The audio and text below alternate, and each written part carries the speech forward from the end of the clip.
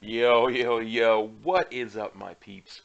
It's your main man cop here, aka the craziest man on the internet, aka the only man who's got the cojones to do a 1-to-1 10, no sleep, no dungeons, no XP pots.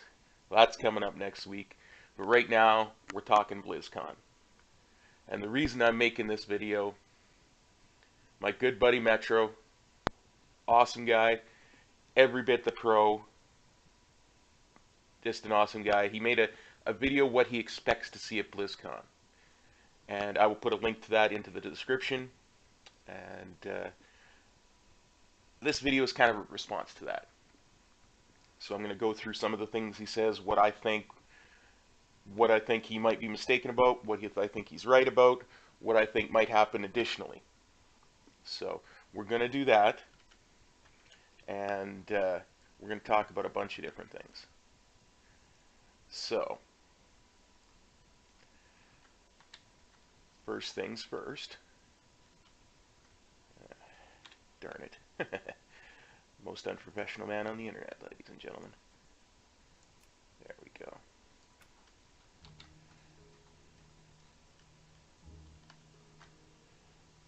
First things first. One of the things that Metro talked about was a new expansion announcement, and I think this is probably the most 100% lock thing that could ever happen at BlizzCon this year. We have to have it. It has to happen. There's just simply not much more we can do in Legion. Once we get Antorus out and we get that cleared, that's just it. It's the last raid. So everybody's talking about the next expansion being a Void expansion. Everybody's talking, oh, it's going to be World of Warcraft Twilight, World of Warcraft Shadow of the Void, or something of that nature. I'm not so sure. The guys at Blizzard, they love to swerve us. They love to just feed us a whole bunch of stuff. Oh, it's going to be this, it's going to be this, it's going to be this, and switch it up on us. After all, we all thought maybe there was some kind of void coming after Cataclysm. We got pandas. We all thought after Mists of Pandaria, yep, Legion 2 Electric Boogaloo was coming. Nope. We got an alternate timeline, Draenor, and Garrisons. I think that, but the other part of that is underlying all of that, there was always still some of what we were expecting. When we got Mists of Pandaria, we still had that underlying bit of the old gods, underlying bit of the demons. Same thing in Draenor. We still had that little bit of the demon part of it that wound up being a big part at the end. Same with the old gods at the end of Mop. So what I think we're going to do is we're going to head not only to the South Seas, but we're going to head underwater again. I don't know how they're going to do it. It's going to be better than Vashj'ir. I think what'll probably wind up being is we're going to go after Queen Azshara. She's going to be the big bad in the next expansion. I don't think that the way that they've handled the Naga in this expansion has been anything more than, oh, what's a good way to put it? Nothing more than clickbait. They haven't really done much with the Naga. One of the things about Queen Azshara and the Naga is that even the demons are afraid of Queen Azshara. In the original lore, back in the War of the Ancients, you had those three main lieutenants of Sargeras that came to Azeroth. One of them, the Pit Lord Manaroth, he was considered probably one of the top 3 most powerful demons of all time. We've killed him a couple of times, but either way. He got a little tired of Queen Azshara, and he grabbed her arm. And he began to quiver in fear because he got a glimpse of what she actually was. See, Azshara is not a night elf. Never has been. I think Queen Azshara is an old god. There's been talk for a long time about, oh, there's 5 old gods, 5 old gods, 5 old gods. Well, it's never actually said that's a limit. Old gods are manifestations of the void. So there can be as many as possible. Maybe Queen Azshara was the first old god to come to Azeroth. She was the one that came here and called the others here. Back when it was just a primal elemental land. As far as any night elf can remember, and some of these night elves are, 10,000, 11,000 years old, she's always been the queen, and she's still alive. Remember, she didn't get the boon of the world tree that the rest of the night elves did, because she was undersea and she'd been turned into a naga, supposedly. If you remember, again in the lore, they talk about Queen Azshara making a deal with a power to save her people when she was thrown, when her whole city was thrown in undersea. I don't know about that. Again, we'll see. For me, maybe we'll get something a little bit different for a title like World of Warcraft. I don't know. I've never been good with titles. World of Warcraft Backlash, where we finally have to deal with Azshara. This would, and because Naga are kind of a sub-race of Night Elves, this would kind of go into the whole thing that people have been talking about with sub-races. So, anyway, that's my thought about what it is. Maybe I'm completely out to left base. Maybe they've been, I just don't see Blizzard telegraphing themselves this much. I don't see them giving them this much away so early before they announce the expansion. They're very cagey. Anyway, on to the next point. Artifacts. How we lose them, what will replace them. I said this for a long time. I think what's eventually going to happen is, at least lore-wise, our artifacts are going to go boom probably at the end of the last raid, at the end of Antorus. We will slay Argus the Unmaker. Perhaps we'll actually redeem Argus the Unmaker. Perhaps we'll cleanse him of the demonic taint, so that he can go and face Sargeras, or be our help against Sargeras. Because you got to remember, we haven't actually killed Sargeras. We've killed his avatar a few times, but Sargeras is still in the Twisting Nether, and he's still more powerful than any other Titan that's ever lived. You remember, the Titans were so powerful that they decided they couldn't set foot on Azeroth because the planet would be destroyed if they even set foot on it. Well, Sargeras destroyed all of them at once, together. He's that powerful. So, and of course, the Titan soul that inhabits Azeroth is supposed to be more powerful. Not sure if the Titan soul that inhabits Argus is the same. Who knows? That's a bit more. I am a lore junkie, but I haven't been keeping up as much on the lore this expansion as I wanted to. But what I think is going to happen is, in order to cleanse Argus, make him from Argus the Unmaker to Argus the Purified, to make him a pure Titan again, it's going to essentially drain our artifacts. Okay? And what will happen is we'll have to replace them with artifact weapons from Argus. There'll be a cache of weapons from Argus. Because our weapons will essentially become useless. They've been drained to purify Argus the Unmaker. And, of course, none of this will happen until 8.0 and the new expansion actually launches, because otherwise we can never do the raid again. Anyway, but I really think don't think we're going to lose artifact weapons and get artifact armor. You know, I think the artifact weapon system is awesome. I think it's worked incredibly well. And I don't think they're going to look to replace that anytime soon, especially with all the other changes that they're making. Right? They do have to get rid of the ones we've got because, of course, at the beginning of every expansion, there's almost kind of a reset of player power.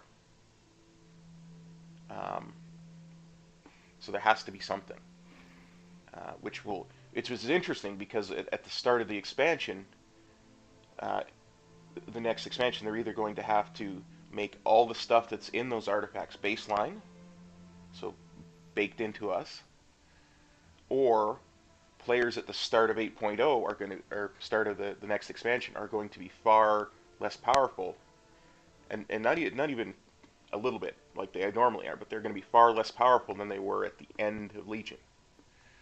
So it's going to be interesting.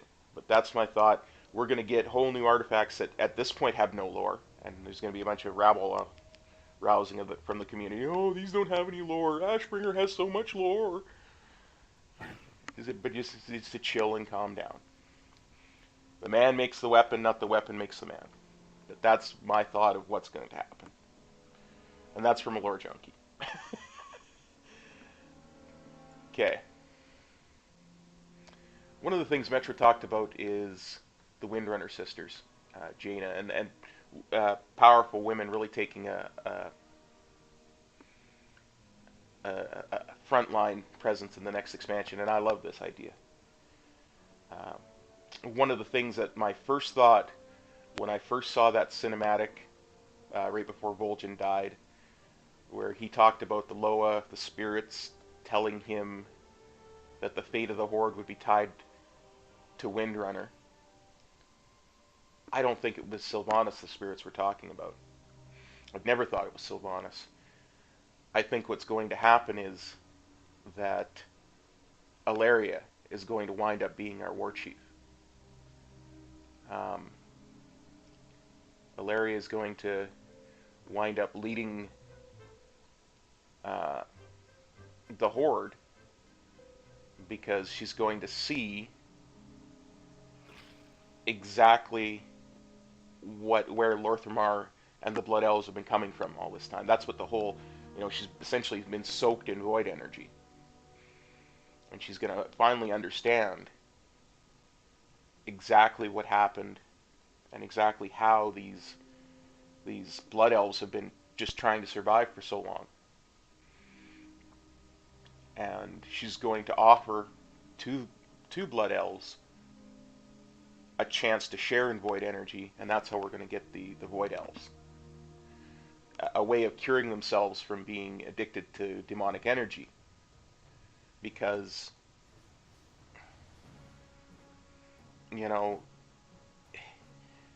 not very much of a legion left to siphon this demonic energy from, and that's what Blood Elves have been addicted to for so long. They went from being addicted to arcane energy to substituting demonic energy for it. And now if they can substitute the void, you're going to get some of them that substitute the void. Some of them have already substituted the light. So you're going to get void elves onto the Horde side that way. You'll probably get, the Nightfall in it, part of the Night Elves. But I think that's basically what's going to wind up happening to the Horde, is you're going to get Alleria taking control and reining in Sylvanas. Because let's face it, Sylvanas is a very controversial figure as far as Horde versus Alliance goes. Now, the whole thing with Jaina. I think this next expansion is going to be the Jaina expansion. As I said, we've got kind of a whole South Seas kind of thing. We're going to see Col Terrace. Col Terrace is going to be the Alliance kind of faction city, and we'll probably get to see Undermine being the Horde one. And in the same way that in WoD we had 2 faction cities, one for each faction. In the new South Seas kind of undersea expansion that I'm seeing, we'll have again one city for each faction. You know, people want Dalaran, they can always go back to Legion Dalaran. It's going to be around. But I don't think we're going to have Dalaran. I don't think we're going to have a central city for both factions, because the whole point of this next expansion is there's going to be another huge shakeup, where there's going to be a lot of uncertainty between the Horde and the Alliance. You know, Jaina's going to be championing that, oh, let's go kill all the Horde type of thing. That's going to drive Illyria towards the Horde again, and it's going to kind of get this whole thing, conflict going between the two of them. I don't know, I probably haven't made my point very well, but I tend to think that's where we're going. This next expansion is probably going to be the redemption of Jaina. Something's big's going to happen. She's going to see just how far she's fallen, just how far her hate has taken her. She's kind of had little moments of that already, when she almost destroyed Orgrimmar, and Kalik pointed out to her that what was the difference between her and Arthas then, if she did that. I think it's even going to be driven home further. Okay, so our next point we want to talk about. We want to talk about making Azeroth great again, as as Metro coined the phrase. It is something he and I have talked about quite a bit. I'm not certain we're going to get a Mythic Plus leveling. As interesting as it sounds, I don't see it at Blizzard being that ambitious about leveling. I do see them doing what he and I have talked about for a while, and it seems to be kind of, as much as I like to talk about Blizzard swerving us, when it comes to their tech, they're pretty straightforward. You can see where they intend to go, what they think works and doesn't work, and you know, the scaling technology would be great. Metro talks about making the scaling up to 100, then having people go through the Legion zones to get to 110, and then the new expansion zones to get to 120. I like that. I like that a lot. I think what they'll actually wind up doing, because they're taking our old artifact weapons away at the end of this, in order to make it easier for people, because so much of the lore in the Legion zones revolves around our artifacts, I think that they'll actually scale it up to 110. And from there, it'll make you go from 110 to 120 in the new zone. And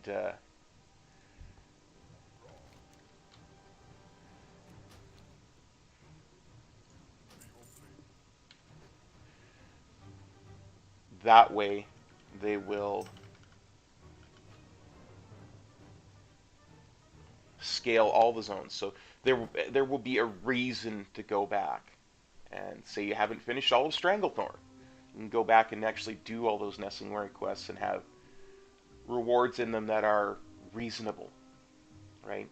And a huge boom for this will be that part of the Blizzard's expansion cycle where Taurus is basically done, but the new expansion isn't out yet. So it will give some people something to hang around for. They can go and they can get lore master of every zone on some character, and then just be done with it. World quests in old world zones. I'm not 100% certain on that. I don't really, especially if you're going to scale zones, I don't know that I like the idea of having a level 120 running around my zone when I'm a level 60 or 30 or what have you. I've always been a big proponent of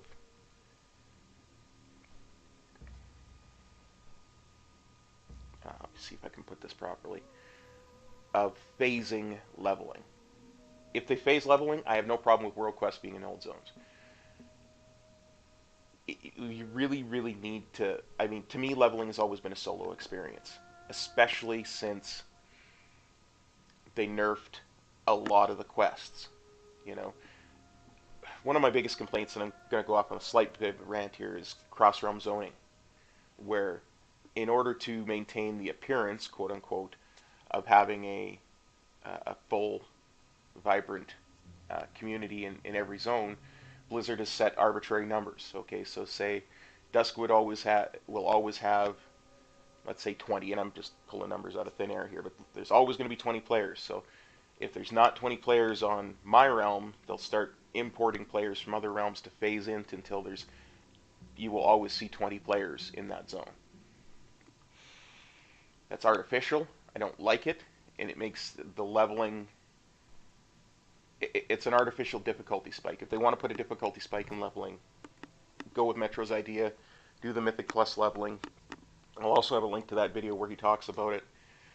But I've always seen leveling as kind of a solo experience. It's something, you're a hero. You're building up your reputation. You're doing this, that, and the other. So why not do that experience solo and have it phase so you don't see other players? I'm the guy who killed Hogger. I didn't do it with 500 other people. So that you really get that reputation. So when they call you hero, we need you to go and do this. Well, of course you do. I'm the guy who saved Westfall. I'm the guy who, did this, that, and the other. I'm not making a very good case for it, but again, speaking is hard. But if they can do that, if they can either completely get rid of cross-realm zoning, or at the very, and I think they should anyway, but if they can do that and phase zones while you're leveling, so that the only time I see other people in a leveling zone, not current content leveling, not the 110 to 120, that's fine, leave it like that. But if I'm in the Jade Forest and I'm leveling along, I shouldn't see other people. I shouldn't see 12 other people trying to grab Jade to reconstruct the Jade Dragon.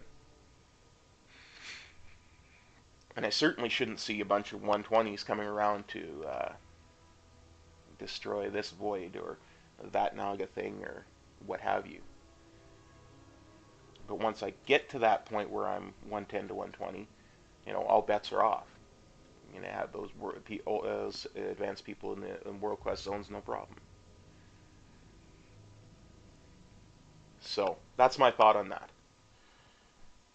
Go to our next point. I kind of already talked about it a little bit. Sub-races, new races, how, what ones. I see the Nightfallen going to be a sub-race in Night Elves. I see the quote-unquote Void Elves being a consequence of Illyria taking over the Horde and giving the Blood Elves a way to cure themselves of their addiction to fell energy. I don't see High Mountain Tauren as being a different enough sub-race. I would really rather see the Tonka. Because, again, if you go back to the lore, the Tonka, all of them pledged themselves to the Horde. That's part of the storyline that we went through with them. You could get proper Dark Iron Dwarves. You could get, I don't know. You could get your Broken. It's Broken Draenei. You could get a lot of things that would work really, really well. Again, it's not something I'm hugely expecting. I think a lot of the leaks about it have just been people blowing hot air, clickbait, that kind of thing. Who knows? We'll see for sure. One of the things I was really intrigued in Metro's video is he talks about sub-specs and new specs and shared specs. I wouldn't mind seeing all the classes get a fourth spec to compete with Druid, but then you get to the balance issue. Then you get to subspecs. I just see it being something that I don't necessarily know if they're going to do stuff like revamp leveling, if they're going to do stuff like sub races. I see it being something that's developed behind the scenes but not done yet. Maybe 9.0, we'll have to see. Shared specs are intriguing. We've talked about this with Metro a couple of times. You could get a warrior that has a sub spec that's from Blood Death Knights that they share with them. It would give them some true, really good healing. I would tend to think maybe what they would do is, if they were going to do that, they might take each existing spec and branch it off into 3 sub-specs or 2 sub-specs, where if you're a prot warrior, how are you a prot warrior?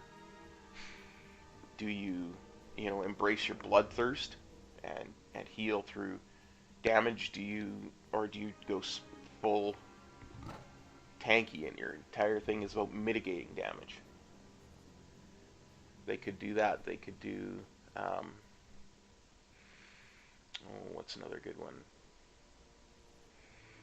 They could take Holy Paladins and sub-spec them out to be, whether their sub-spec is all the way holy or all the way, say they could borrow some stuff from the Discipline tree and do a kind of a ranged healing.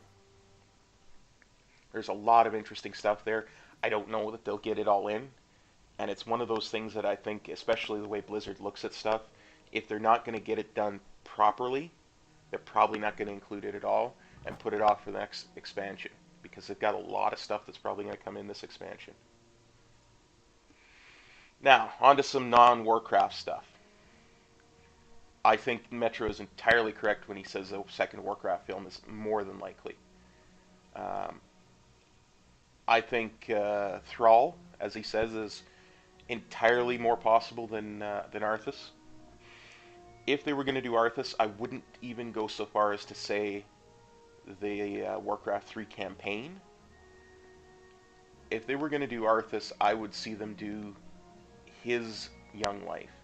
And I know Metro isn't the biggest lore guy, so I don't know. I don't think he's read the awesome Warcraft novel Rise of the Lich King by Christy Golden, where it talks about Arthas' young life and what happened to him during the First and Second War. And I think that would make a really good film, and you could lead into him being anointed as a paladin at the beginning, and right before the Third War. In fact, you could do a film that was both Thrall and Arthas, so you saw it from both sides. And that was something that they really liked to do in the first film. You could watch Thrall's young life as he's growing and escaping the human prison, and you could see Arthas' young life, and you could see the part where him and Jaina, sneak off to see the orcs, and that could be how Arthas and Thrall interact in that, when they're spying on the orc internment camp. All that kind of good stuff. I would totally be down for that film. Plus, it would give us a way to advance time through the First and Second War. Again, the first film kind of changed the lore a lot, and of course it didn't change our lore in the game, but it changed the lore of how it was essentially a parallel timeline. Same thing, same different universe and multiverse, whatever, a parallel timeline where the similar things happened. But Stormwind didn't fall in the film, and it should have. Stuff like that. Okay, some other stuff that Metro was talking about. Remastered old content. Love this idea. I don't think Metro took it far enough. One of the things I've been angling for years was to take Warcraft 1 and 2 and remaster it using the Warcraft 3 technology, because it's still really good.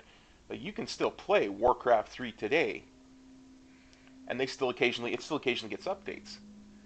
That being said, if they were going to do a full remaster of Warcraft 3 with full 4K technology, what have you, there's absolutely no reason they couldn't include the missions and story campaigns from Warcraft 1 and 2 and Beyond the Dark Portal. There's no reason at all they couldn't do that. Diablo 1 and 2 would kill to see that.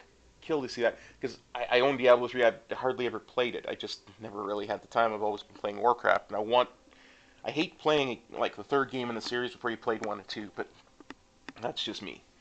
So I would, if they were to remaster Diablo 1 and 2, I would grab that in a second and play right through it on a weekend, you know? I would just play the heck out of that.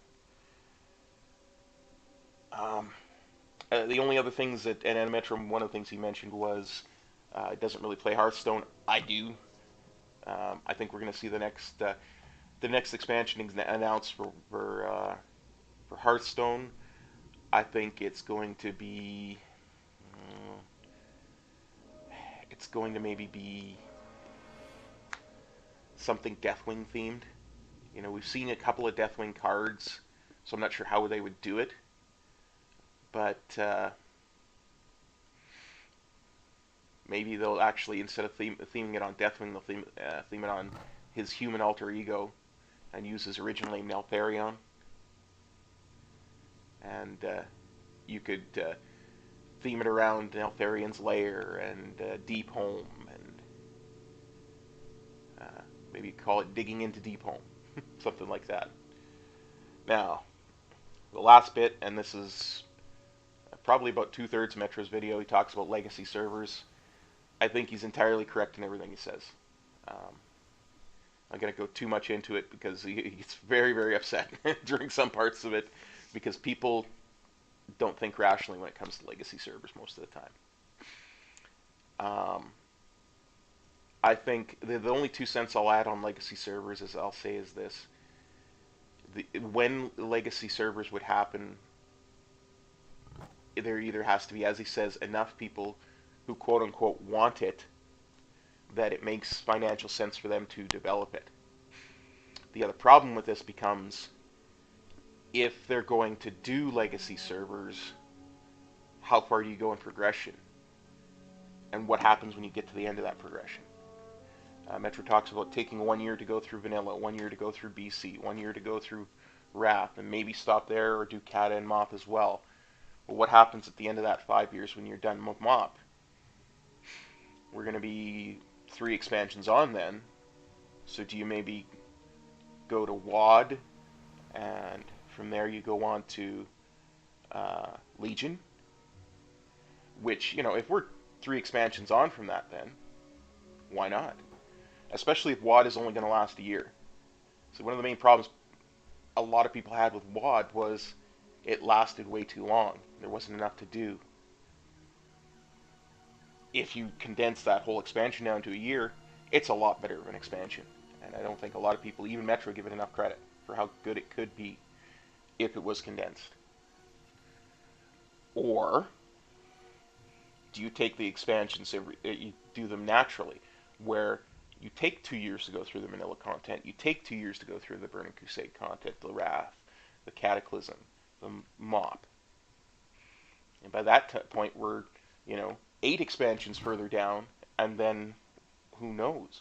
Maybe there'll be a desire to play the WoD content again. And maybe you take WoD and you make it the only one of that progression that lasts a year. Because we're far enough ahead at that point that you can continue to progress that legacy server. I think it's important at the same time, though, is that when you progress a legacy server from vanilla to Burning Crusade, you create a new vanilla server so that people can go back and still play vanilla.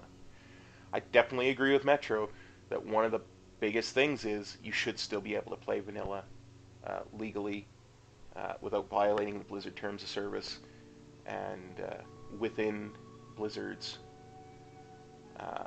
own way of doing things.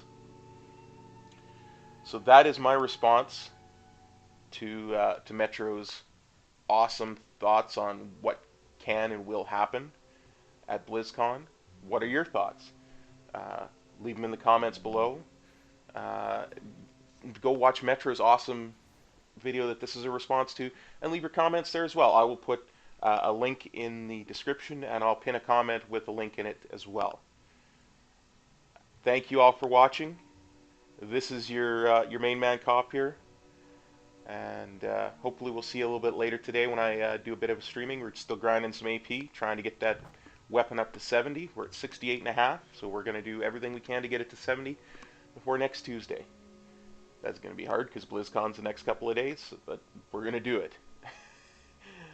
Anyway, thanks for watching. If you watch this entire 35-minute video, you are a trooper. You are a superstar. Thank you very much. Take care. Peace. Cop out.